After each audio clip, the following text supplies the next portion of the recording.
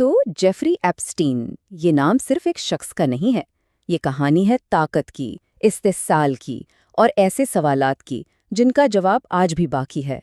आइए इस आलमी स्कैंडल की तहें खोलते हैं और देखते हैं कि कैसे ताकत और दौलत के पर्दे के पीछे एक भयानक खेल खेला जा रहा था। इस पूरी कहानी का जो मरकज़ है ना, वो था एप्स्टीन का बदनाम ज़माना प्राइवेट जज़ीरा। एक ऐसी जगह जहां ऐशो इशरत तो थी, लेकिन इसकी आड़ में बहुत से तारीक राज भी छुपे हुए थे। सवाल ये उठता है कि लिटिल सेंट जेम्स, या जैसा कि लोग इसे एप्स्टीन आइलैंड कहते थे, वहाँ आखिर ऐसा क्या था?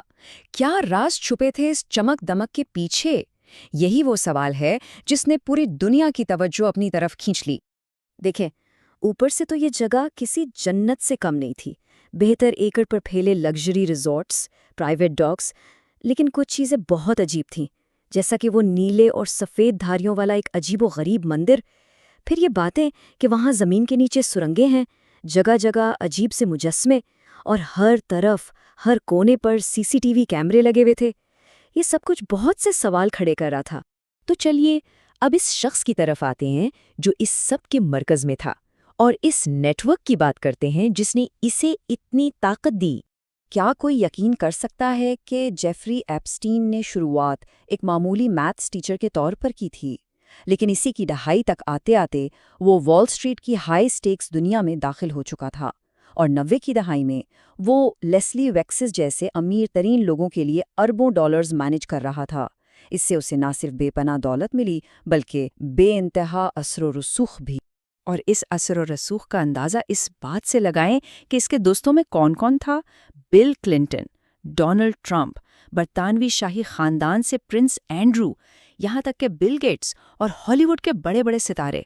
लिस्ट बहुत लंबी है। तो फिर जब FBI ने छापा मारा तो वहाँ से कुछ ऐसी सीडीज और तस्वीर मिली जिससे ये खौफ पैदा हुआ कि कहीं एप्स्टीन इन ताकतवर लोगों को ब्लैकमेल तो नहीं कर रहा था, एक अजीब सा जाल बुन रहा था। समझने वाली बात यह है कि ये सिर्फ एक शख्स का जुर्म नहीं था, ये एक पूरा मुनज़्ज़म सिस्टम था जहां मासूम लड़कियों को शिकार बनाया जाता था। और इस पूरे नेटवर्क की मास्टरमाइंड थी गैलेन मैक्सवेल, एप्स्टीन की सबसे करीबी साथी। उसे इस पूरे ट्रैफिकिंग रिंग का आर्किटेक्ट कहा जाता है। विक्टिम्स को भर्ती करना, उन्हें तैयार करना, ये सब उसी का काम था। और उनका तरीक़ा वारदात बिल्कुल सिस्टमैटिक था।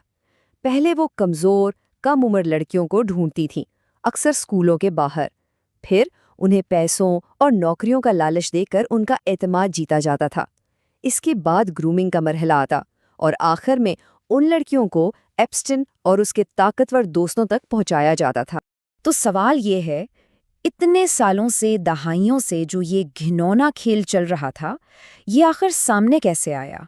ये सब शुरू हुआ मार्च 2005 में। एक लड़की थी, कॉर्टनी वाइल्ड। उसने हिम्मत दिखाई और पाम बीच, फ्लोरिडा में एप्स्टीन के खिलाफ पहली पुलिस रिपोर्ट फाइल की। ये पहला कदम था। लेकिन इंसाफ इतनी आसानी से कहाँ मिलता है? 2008 में देखें, एप्स्टीन ने प्रोसिक्यूटर अलेक्जेंडर अकोस्टा के साथ एक ऐसी खुफिया डील की जिससे वो साफ बच निकला। मुतासरीन को तो पता भी नहीं चला। फिर पूरे 10 साल बाद 2018 में सहाफ़ी जूली के ब्राउन ने अपनी रिपोर्ट परवर्जन ऑफ जस्टिस में इस सारी डील का पर्दाफाश कर दिया। उसके बाद पूरे मुल्क में एक तूफान बरपा हो गया। और इस खुफिया डील का नतीजा? सिर्फ 13 महीने। इतने संगीन इल्ज़ामात के बाद सज़ा मिली सिर्फ 13 महीने। और ये भी कोई सख्त कैद नहीं थी, उसे रोज़ काम के लिए बाहर जाने की इजाज़त थी। सोचें, ये कैसा इंसाफ था। लेकिन इस बार अवामी दबाव काम आया। 6 जुलाई 2019 को जेफरी एप्स्टीन को दोबारा गिरफ्तार कर लिया गया, और इस बार कोई खुफिया डील नहीं होनी थी। लेकिन जैसा कि अक्सर ऐसी कहानियों में होता है, सबसे बड़ा ट्विस्ट अभी आना बाकी था। एप्स्टीन की मौत और वो फाइलें जिनमें न जाने क्या क्या दफन था। 10 अगस्त 2019 एप्स्टीन अपनी हाई सिक्योरिटी जेल सेल में मुर्दा पाया गया। सरकारी तौर पर कहा गया कि ये खुदकुशी है, लेकिन सबसे बड़ा सवाल वहीं खड़ा हो गया, ये खुदकुशी थी या उसे खामोश करवा दिया गया था?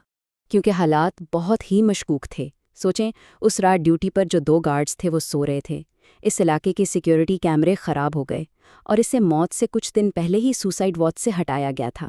ان سب باتوں نے سازشی نظریات کو فوراً جنم دیا۔ خیر ایپسٹین کی موت کے بعد کیس آگے بڑھا۔ اس کی ساتھی گلین میکسویل کو 2022 میں 20 سال قید کی سزا ہوئی۔ پرنس اینڈریو کو اپنی شاہی ذمہ داریوں سے ہٹنا پڑا اور جو متاثرین تھے ان کے لیے ایک کمپنسیشن فنڈ بنایا گیا جس سے اب تک $121 ملین سے زیادہ تقسیم ہو چکے۔ لیکن یہ کہانی ابھی ختم نہیں ہوئی۔